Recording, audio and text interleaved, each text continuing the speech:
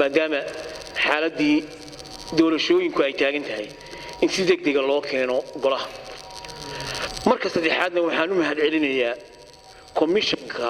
komishankii hore komishinisku ma jiraan komishankii hore oo ka soo shaqeeyay isagu xeerkan iyo xukuumadda uu garwadeenka ka yahay madaxweyne muuse biixi cabdi oo iyana ina soo hordhigay golaha u soo gudbiyay xeerkan inta haddaan kaga baxo mahadnaqa anigu waxaan ka hadlayaa shan arrimood midi waxa weeye ku saabsan saami qaybsiga midina waa deebaajiga midina waa ra'yi aan doonayo qodobadan u keliya markaa waxaan sii tilmaamayaa si qofku u fahmo maxaan ka hadli doonaa caawna tirorogleyn maaye murashax madax bannaan oo aan ku soo daray meesha shaqaalaha dawladda iyo gebagabadayda haddaan ku horeeyo ta ku saabsan saami qaybsiga guddidu markaad eegto qodobka 78 ee qoraalka guddigu iyagoo ku mahadsan waxay inoo soo jeediyeen saddex option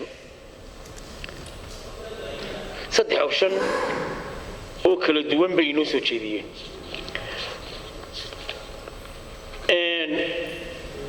optionka koowaad toos baan uga saaray anugu in laga wada hadlo waayo wuxuu dhigayaa in arrimaha saami qaybsiga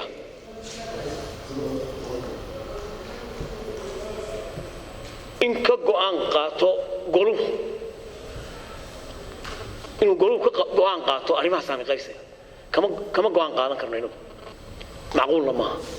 sababtoo ah kumaba heshiinayn waana sababaynayaa sababtii aynaan ugu heshiinayn dhexdeenna maaha oo keliya tan laga hadlayo beelaha darafyada iyo beesha dhexe baa isku haysta saami qaybsigii oo rag fara badan oo anigoo bikulli xushma qadarinaya rag fara badan oo deegaanadayda ka mid ay ka hadlaan ama anigoo ka mid ah beelihii darafyada ay ka hadlaan wax gaar oo aanu isku haysanno beesha dhexe oo saami qaybsigii ma jirto waxaanaanu isugu haysan miisaan baa loo sameeyey qaabka saami qaybsiga wixii dambe lagu heshiinaya waa gooni miisaanka loo sameeyey wuxuu ahaa tii 60 waa ta ay ku soo qoreen halkan ku soo qoran tahay habka qaybinta kuraasta ee article 78 waxaa lagu saleeyey 2.5 hadda baleeg labadan casho waxaan eegayay xildhibaanada aad uga qaylinaya saami qaybsiga maba aha xildhibaanada ay wax ka maqan yihiin daarinteeda u fiirsada xildhibaanada ay wax ka maqan yihiin maba aha waxay ahaayeen xildhibaanada deegaanka boorama iyo xildhibaano ka soo jeeda bariga sanaag waan sharxaya labada midna wax kama maqnayn labada degmada boorame waxay lahayd 5 kursi oo lagu qaybiyay aan isleegaysano 5 kursi baa lagu qaybiyay waayo waxaan sharxayaa sababta aan u diidanahay qodobka hore waan sharxaa 5 kursi ee ay lahaayeen degmada boorame waxay lahayd 3 labana saylac baa lahayd 3 degmada boorame lahayd 8 kursi bay noqonaysay degmada boorame hadda waxay ku fadhidaa 12 kursi labadii degmada saylac lahayd lama bahayo xildhibaan Saciid gudoomiye waxaan sharxayaa sababta aan u diidanahay qodobka ra'yiga ra'yiga sheeg qodobka waxaad waaya talada iska sharaxaada qodobkaasi waxa weeye cidda wax ka maqan yihiin waa salal oo saylac ah iyo inta loo yaqaano laascaanood 12 baanu lahayn 12 iyagii 6 baa la qaatay salal shan bay lahayd shanteedii waa ka wada maqan yihiin hadda baleega war baldada weega gar waa loo wada musay labada yadii hadli mayno oo maanu qaylin xildhibaan waxaan doonayaa stikan wax lagu wado xildhibaan Saciid dadkii hadlaya iska daayay adigu qodobkaad qodobee gudoomiye hadday qodob dhan taabanayso hadalkoodii soo inaan ka hadla maaha waxaad tiraa inta ha la siiyo inta ha la siiyo inta ha la siiyo waay adoo waxaan qabaa cidda wax loo qaybinaya ma aha qodob afraad baan ku soo daraya qodobadan ay soo qortay guddida oo dhan anigu waan laalay waan tuuray qaabka wax loo qaybinaya waxa weeye in gobolka awdal iyo gobolka sool bay ka qasan tahay saami qaybsi labadaa gobol in dib loo eego oo salala shanteedii kursi la siiyo sool oo hadda sida guud ay caynaba ku jirta degmada laascaanood iyo inta la ologa ah 12keedii kursi la siiyo anigu go'aankan qabaa waa taa 6 kursi waxay naga maqan tahay anaga caynaba degmada laascaanood dilayna meesha la yidhaahdo siilacna 5 kursi baa kaga maqan boorame war labada xaafadood anuu soo celiyo wax weyn hana loogu daro qaabkii halkan loogu dari lahaa hala sameeyo laakiin sheekada aad beesha dhexe wax ku maqan yihiin adeer beel dhexe gaar wax ugu maqan yihiin maxaanu kala qaadanay annaga iyo beligubadle waxba ma ka haysto waxba nagama haystaan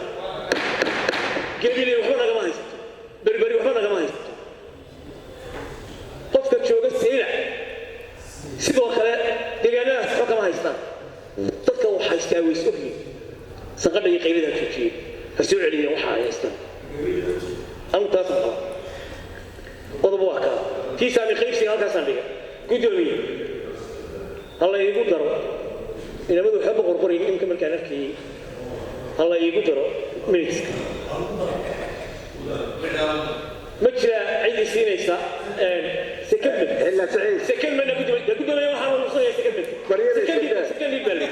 بريء يسكت إيه وحلاقة يميو بريء تشوف iyo sool in dib loogu noqdo oo wax loo kala diido waxa ay kala qaateen ay kala boobeen in loogu loqay waa qodob oo soo jeediyay sida uu soo saartay isaga food gelin adeerna wuxuu leeyahay inama ku suqur halas hadalkii kala geysan way haddaan ku noqdo arrinta ku saabsan shaqaalaha dawladda anigoo ixtiraamaya guddida qodobkaana inta ay ku soo dareen baan ka saari shaqaalaha dawladda waayo xeerka shaqaalaha dawladda xeer number 796 tayaga oo ah xeer u gaar ah shaqaalaha dawladda ayaa tilmaamaya arrinta siyaasadda iyo shaqaaluhu waxay kala yeelayaan wuxuu kaloo sharxayaa hadda baleega wuxuu sharxayaa shaqaaluhu qodobadiisa 6 iyo 11 marka caadiyan xagga sharciga hadduu jiro sharci gaar ah oo wax gaar u taabanaya sharciga guud waxaa nasakha sharciga gaarka marka xeerkan waa xeer guud aynu samaynayno xeer u gaara baa jira shaqaalaha kaasaa lagu dhaqmaya sidaa darteed waxaan soo jeedinayaa in la saaro dhammaan qodobadii ay ku dardareen arrinta ku saabsan shaqaalaha dawladda ee qodobka 9aad dhammaan intii ay ku dareen in la saaro secondly waan hela gudoomiye wada wala ii secondary ma ka hadlayo way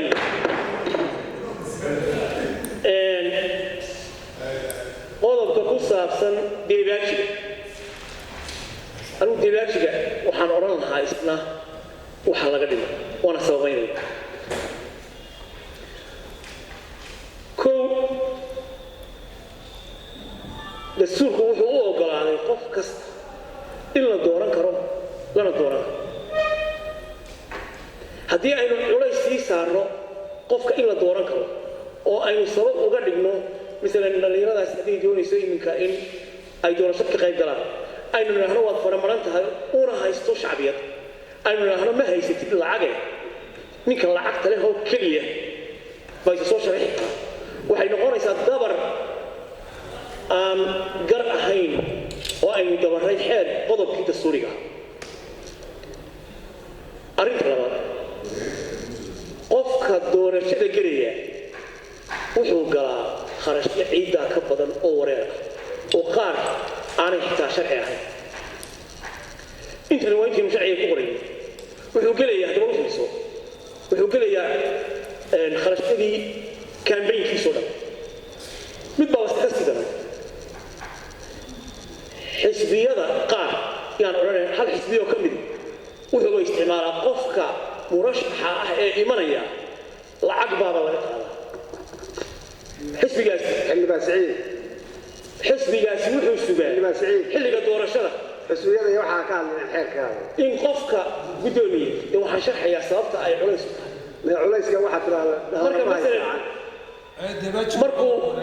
markuu iska soo sharaxo u cid faysal wuxuu sugayaa qaaraan uu xildhibaan qaaraanka taakulaynta xisbiga oo 30,000 iyo 40,000 iyo xildhibaan Saciid gudoomiyaha xisbiga ha soo hadal qaadin xisbiga ka soo baxo waxaa loo waayay siyaasadiisa noga deebaajiga dhimadhe waa siyaasad xisbiga tahay deebaajiga dhimadhe marka waxaas oo kharash ah qofka in dusha laga saaro anigu ma ogi wadani iyo kulmiye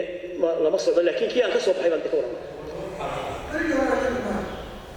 hadda ma 100,000 ka dhigay xildhibaan Saciid waaye hadalka marka waxaan soo jeedinayaa deebaajiga ka hadal waaye deebaajigii maadaama sidaas sugayaan murashaxiintii in deebaajigii halkiisii hore lagu celiyo taana waan dhigay xildhibaan xiseen aydi ما هو عكس في عندي اسمه توجي ما شيء ما حسب كمان كرتي سعيد وحتى هذا الشاب ديباج واي غالي gabagabo arrinta ku saabsan murashaxa madaxa bannaan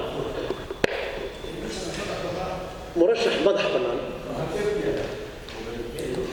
waa mid aan anigu soo kordhiyey isaga soo jeedinayo waxaan soo jeedinayaa anigu in aynu ku darro faqrado tilmaamaya qaabka murashax madax eeg haddii xisbiga kulmiye iga buuxsano ama iga diido oo wadani idiido oo uu idiido wicid xaq dastuuriyana ay tahay in la idooran karo aanna wax dooran karo aanna isku hubo in aan shacbiyad haysto inaan 3 oday oo meel soo fadhiyo u xidhnaado oo xaqaygii ku lumo anigu waxaan u arkaa dastuur jebin sidaa darteed anigu waxaan soo jeedinayaa in lagu daro murashax madax bannaan halkaa lagu daro gebagabadii guddoomiye iyo xildhibaano idinkoo aan aad idinku mahadnaqayn sida fiican aad ii dhegaysateen waxaan soo jeedinayaa rag badan baan arkayo hadlayo gebagabadii waa ka yara maqnay maanta waynu ka wada duufnay in xeerkan la ansixiyo iyadoo lagu darayo lifaaqa guddida arrimaha gudaha oo laga saaray qodobada aan soo jeediyey in laga saaro wabilaahi tawfiiq